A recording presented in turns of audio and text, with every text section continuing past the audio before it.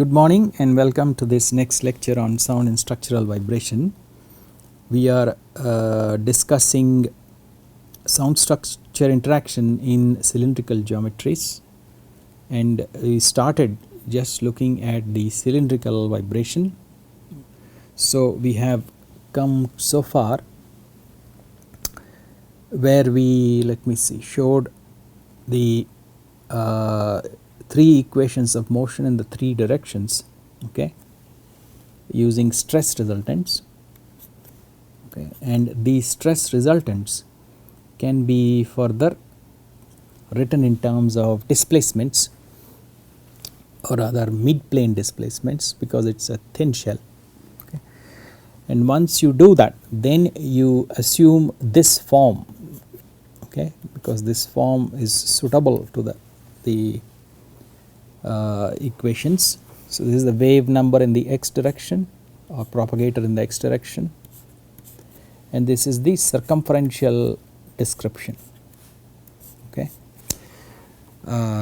Once you substitute that, then you get, that's a matrix, okay, sorry, I should do this, and you get U tilde ns, V tilde ns and W tilde ns equal to 0, okay, where L11 is equal to minus omega square plus KNSA whole square plus 1/2 1 minus nu. L12 is given by half 1 plus nu n KNS into A, that is also L21. Then L13 is equal to nu, the Poisson's ratio, KNS into A, the radius of the shell, and then L22 is equal to minus omega square, which is a non-dimensional frequency, 1/2 1 minus nu KNSA whole squared plus n squared. Then L23 is equal to n is equal to L32, and L33 is equal to minus omega square plus 1 plus beta square, another non-dimensional parameter, KNS into A. The whole set of equations is now non-dimensionalized, okay. So nu is the Poisson's ratio,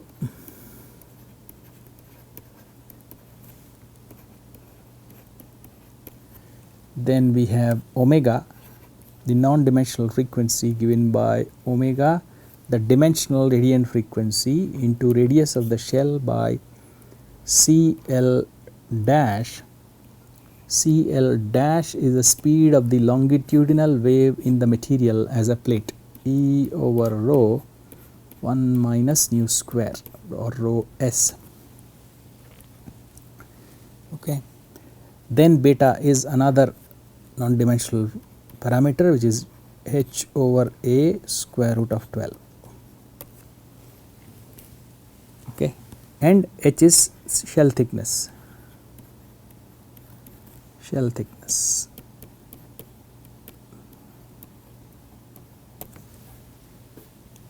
okay. Now you can see that if you look at the diagonal terms, which is has omega square, L22 has omega square, L33 has omega square, so it's 6th order in frequency, okay. And if you look at KNS, right here it's square and square, so 4th order, then you will get a square from L11, you will get a square from L22. So, it is 8th order in KNS, it is 8th order to the power 8 in KNS. Okay.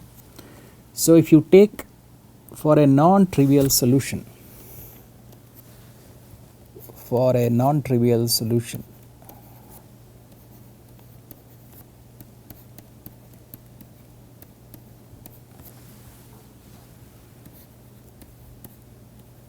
of this equation, this particular equation. Okay, if you do not want UNS, VNS, WNS to be simultaneously 0, then the determinant of this must be 0. Non-trivial solution, the determinant must be 0.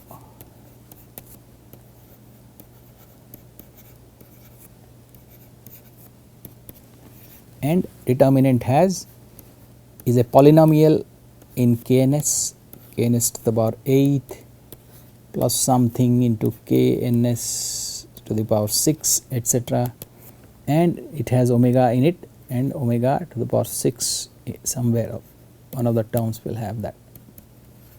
Okay. So, this is a dispersion equation. This is the dispersion equation. Okay. So, for a given omega, given an omega,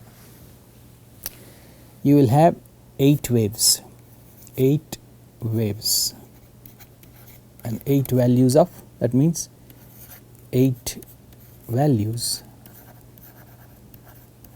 of KNS. And what will they be? If you have a shell and let us say I am locally exciting here, this shell is going to infinity in this direction, then I will have 4 waves, going this way, 4 waves going that way. So, that symmetry holds, those are the 8 values. And typically you will have a propagating flexural wave, you will have a decaying flexural wave, you will have a propagating longitudinal wave,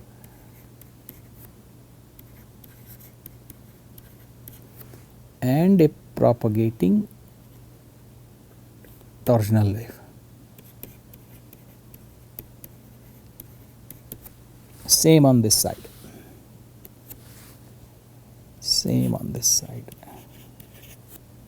4 waves. Okay, those are the 4 waves typically. Now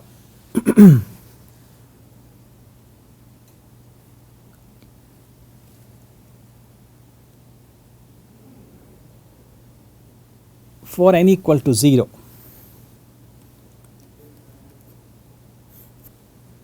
I am not going to present all the details here. Okay. So, for n equal to 0, that means if I put n equal to 0 here, okay, 0 here,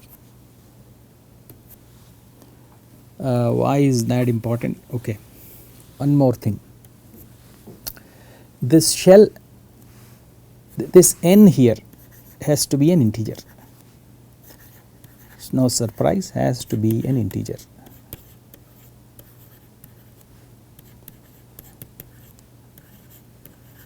Okay. So, the reason will be n is an integer, The reason is that if you go around the cylindrical shell once, as you come back to the same point, the displacement should be continuous. So, that means what? Cos, let us say n theta must be equal to cos n theta plus 2 pi.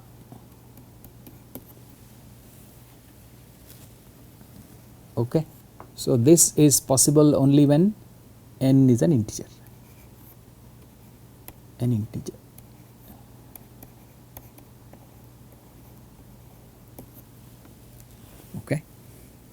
So this will be equal to cos n theta cos twice pi n minus sin n theta sin twice pi n.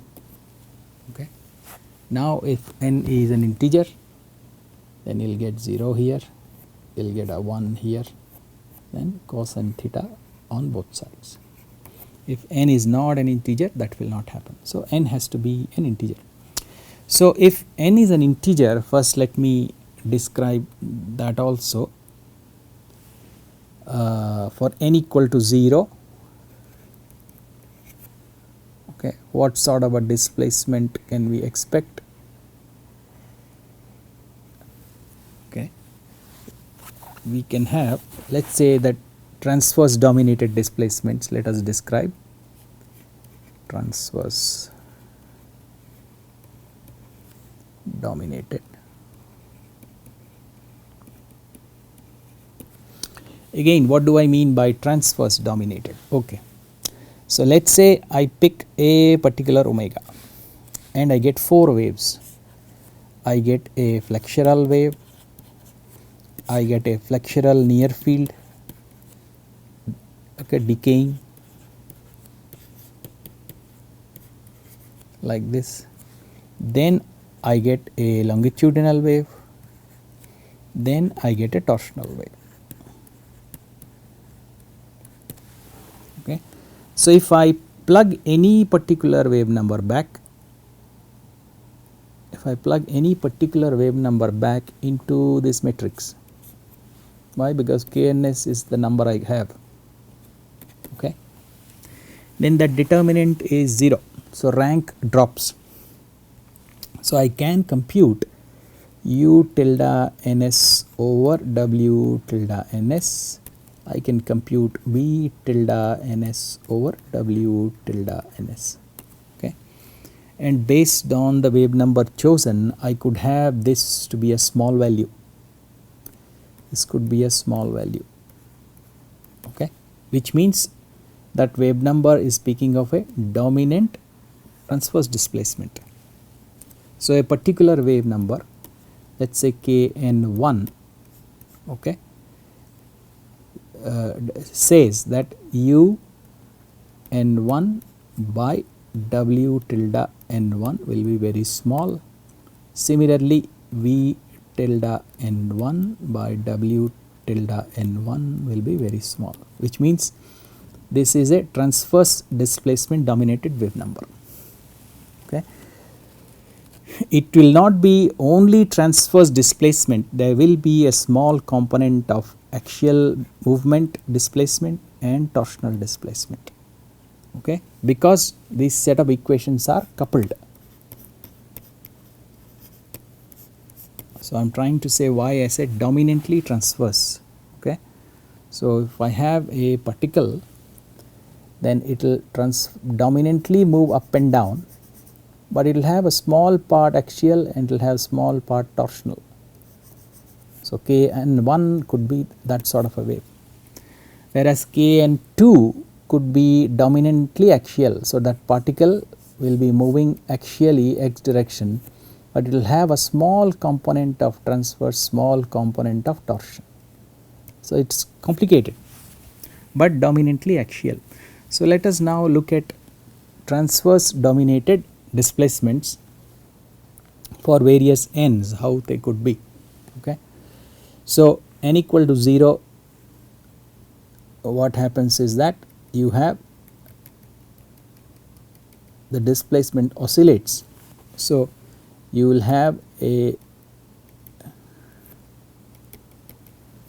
radius going up and down like a breathing mode, it is called the breathing mode.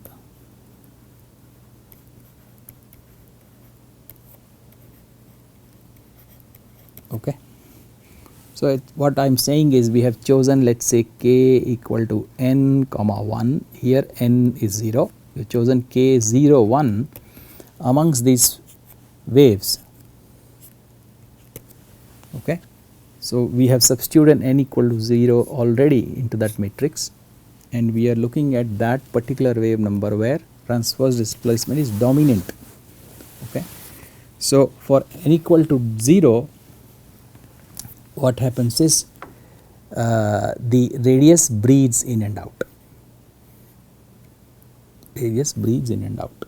Okay, so the breathing mode. We did that same thing for n equal to 1.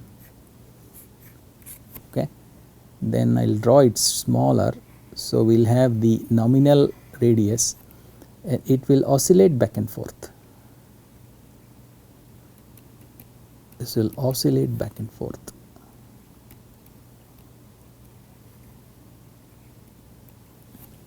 Okay, the center will oscillate back and forth. That is the kind of transverse displacement you will get. If you have n equal to 2, if you substitute n equal to 2 and find that wave number which is dominantly flexural, then it will have this nominal radius, nominal cross section, then it will oval. Okay, it will oval like this. This is exaggerated, but that is how it will vibrate. Okay, and if it is n equal to 3, I do not have space here. So if then n equal to 3, the nominal cross section is like this, and it will acquire this shape at some point in its vibration. It will acquire. This is also exaggerated, but and so forth. Okay. So now for n equal to 0, we will have 4 waves, n equal to 1 we will have 4 waves, n equal to 2 we will have 4 waves, n equal to 3 we will have 4 waves, and so forth, n equal to 3.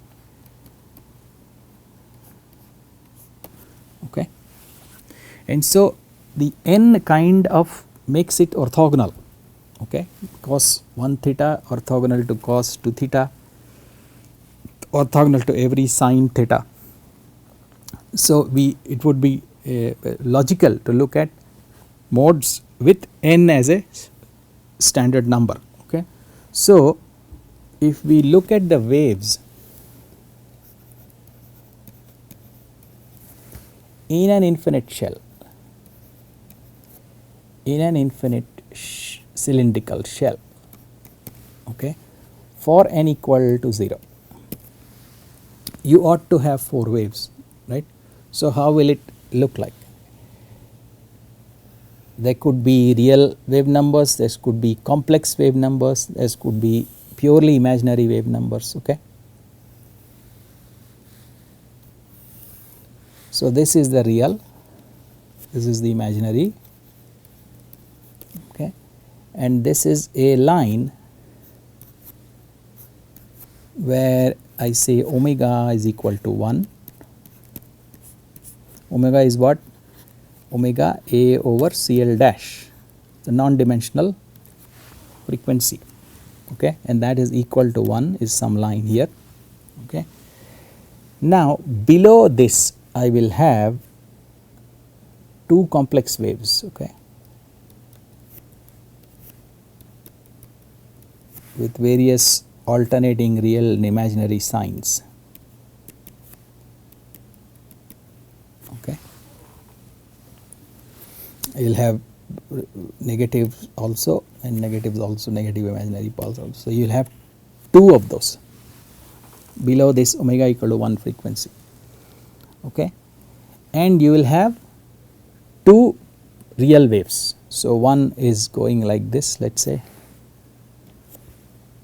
one is going at some angle and continues forever. The other, let us say blue, comes like this, very sharply turns, and then starts to behave like a flexural wave, omega to the power half behavior. Okay. And the other one beyond omega equal to 1, this behaves as though it is continuing. Okay, it behaves as though there is this continuity, as though Okay. Now as far as the imaginary, so now beyond omega equal to 1 we have one real wave, two real wave, three real waves, and we will have one purely imaginary wave. Let me just make it one purely imaginary wave, purely imaginary. Okay. So beyond omega equal to 1 we can talk of a flexural wave. This one is a torsion. Okay. This is a torsional wave, this is again a longitudinal wave. Okay. Particles moving back and forth in the axial direction, and this is the purely imaginary flexure decaying wave. Below omega equal to 1 it is a little complicated. We have two composite complex waves and two real waves. Now what is interesting here is that this is torsion, it remains torsion, and for n equal to 0 it is uncoupled with the rest, uncoupled, it uncouples with other equations and other displacements. You can see that here.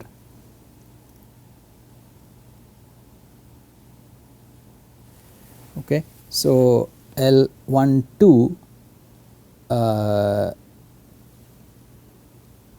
for n equal to 0 you can have, let us see, L11 survives, L13 survives. Okay. So L31 survives and L33 survives. Okay. Whereas you have L21 and L12 go to 0.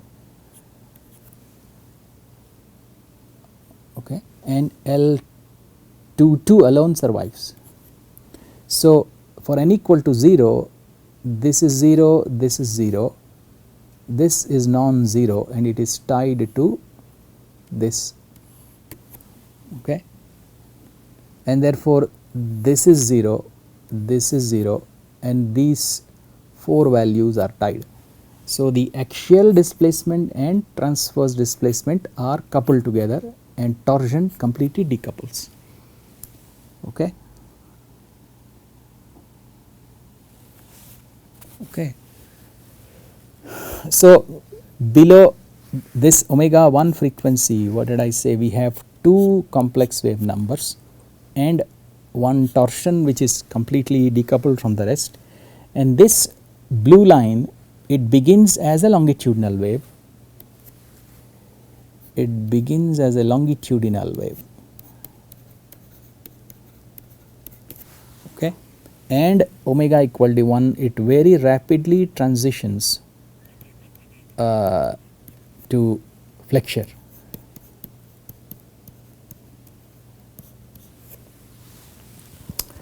It begins as longitudinal means what, it is dominantly longitudinal. Okay. As I said, all displacements are coupled, so you can't say purely longitudinal or purely flexure, because the equations are coupled.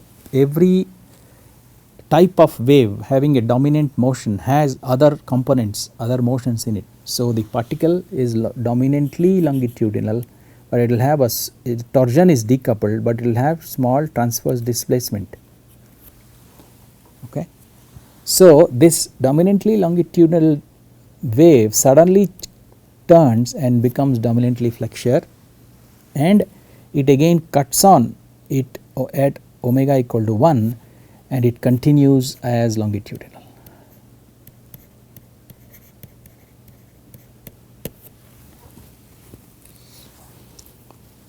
Okay. And what is this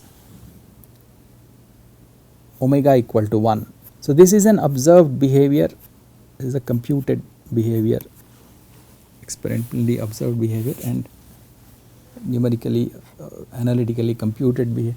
So what is this omega A by CL dash equal to 1? Okay.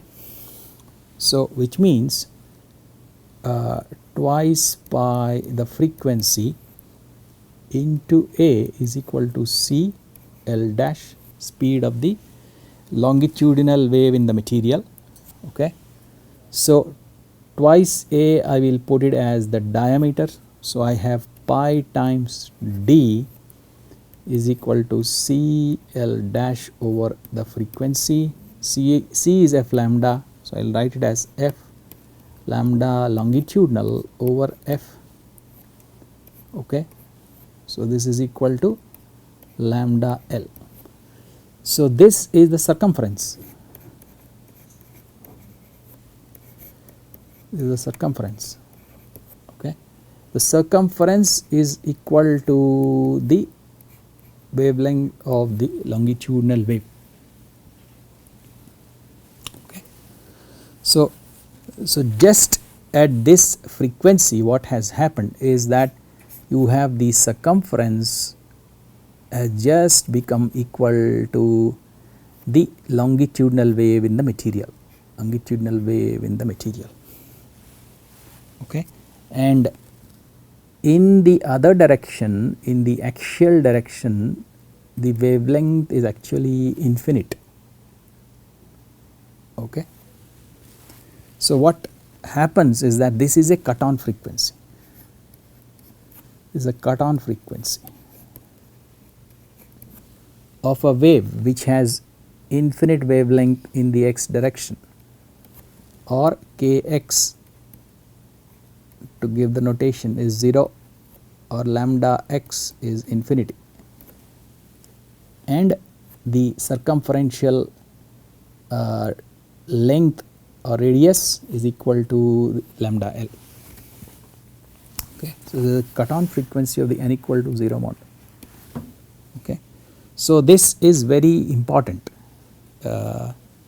It just happens that below this frequency the shell is unable to acquire displacements. Okay. And just at omega equal to 1, it's the displacement start to open out. Okay. A wavelength of wave is being accommodated in the circumference. So the shell starts to vibrate kind of, or explodes in vibration, and therefore this longitudinal wave suddenly transits and becomes a dominantly flexural wave. So this is called the ring frequency. This omega equal to 1 is called the ring frequency. Okay. And it's a very important parameter, okay, or physical frequency. Okay. This will feature very heavily in our future discussions. Okay. So this is a description of just n equal to 0 waves. N equal to 1 waves are very similar.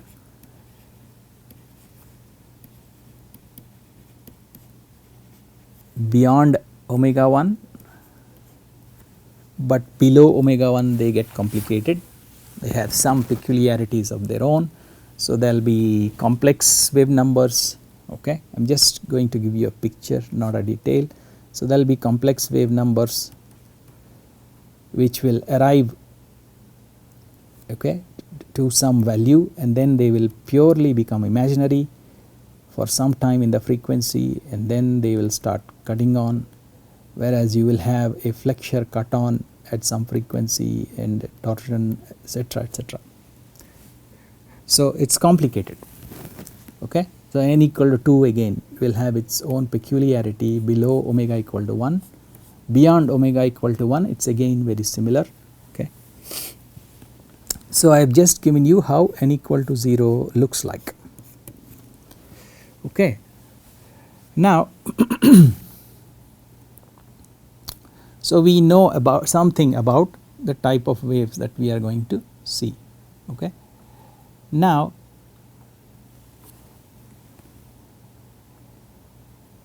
we even know that there is a dispersion equation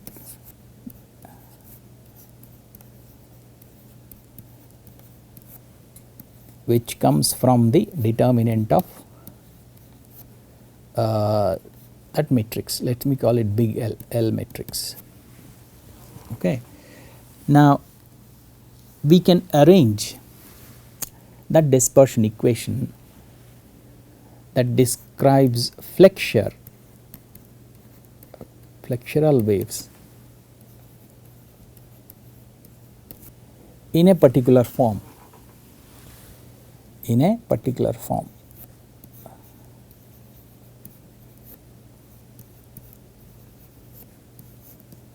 okay, to understand their behavior. Now let me just add one thing here, that this set of equations are called Donald-Mustari.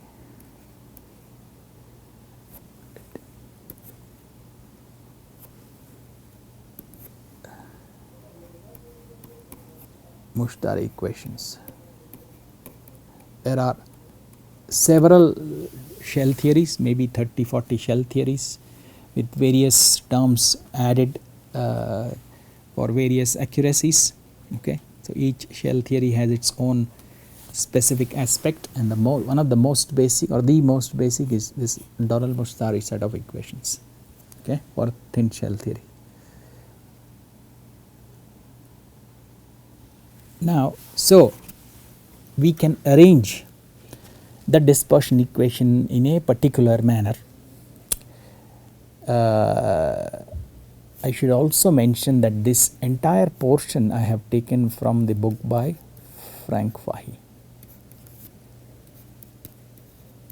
You can find it in that book, Sound in Structural Vibration. Okay. So this particular form of the dispersion equation for flexural waves I write here 1 minus nu square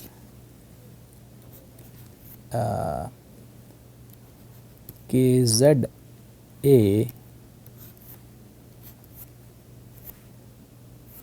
square by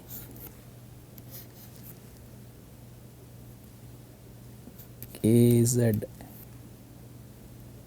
a square plus n square whole squared.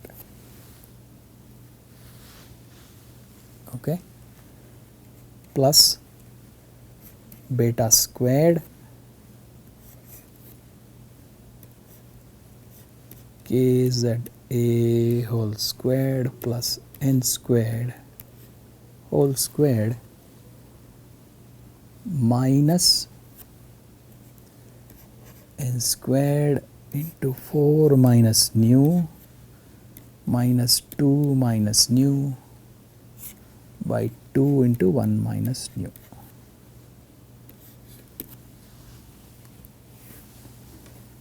Okay, let me put it here.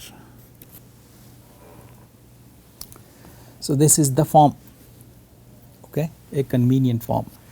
Now this portion talks of bending energy, okay, and therefore flexure. And this parameter I said beta is h by a square root 12. So beta square is h square by 12 a square. Okay, it's another very important parameter. If beta square is small, okay, then the shell is dominated by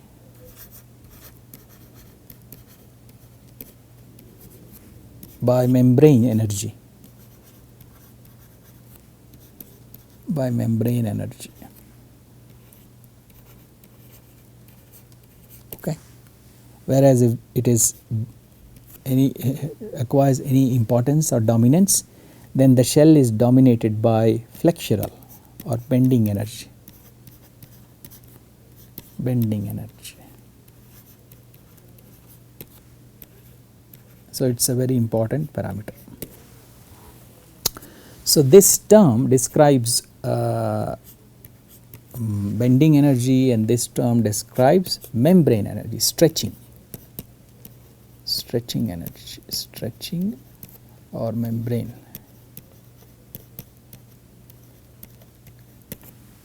Okay, energy. Okay. we are out of time, so I'll discuss this in the next class. Thank you.